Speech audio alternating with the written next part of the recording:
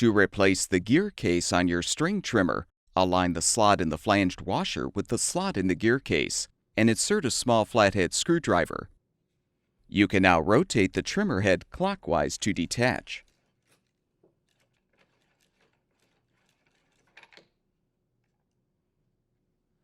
Next, use a 5/16" socket or nut driver to unthread the locking screw.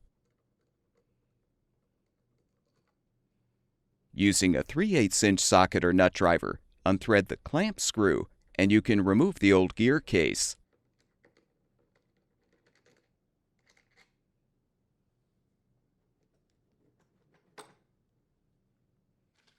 Install the new gear case by positioning it on the drive shaft. Then thread the clamp screw loosely.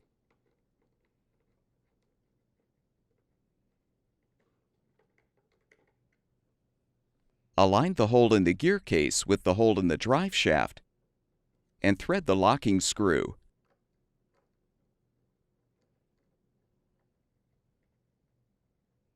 With the gear case secure, tighten the clamp screw. Reinstall the trimmer head by first aligning the flanged washer, then thread on the head counterclockwise.